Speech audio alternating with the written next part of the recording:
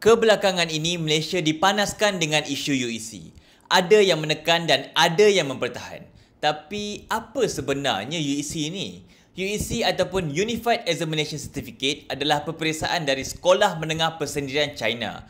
Ianya bukanlah sebahagian daripada sistem pendidikan kebangsaan dan ia juga tidak berada di bawah kawalan Kementerian Pendidikan Malaysia. Silibusnya pula menggunakan bahasa Mandarin sebagai bahasa utama.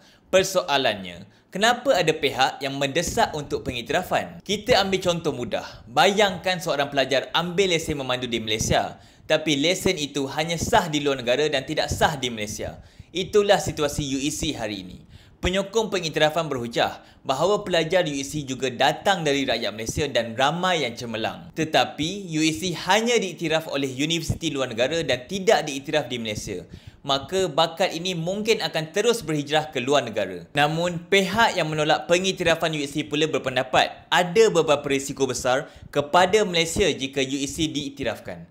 Pertama, bahasa kebangsaan boleh terhakis. Ini kerana UEC tidak mewajibkan penguasaan bahasa Melayu seperti sistem nasional.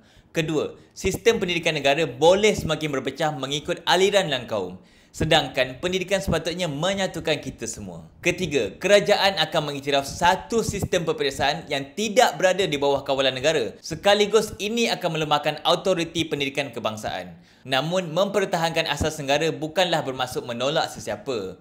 Malaysia dibina atas satu bahasa kebangsaan dan satu identiti bersama. Pada pandangan saya, jika ada pertimbangan ianya mestilah bersyarat ketat. Penguasaan penuh bahasa Melayu, penerimaan ke kurikulum kebangsaan dan kawalan kerajaan sepenuhnya. Kerajaan juga wajar meminda peraturan supaya semua sekolah di Malaysia wajib patuh undang-undang KPM seperti sekolah antarabangsa.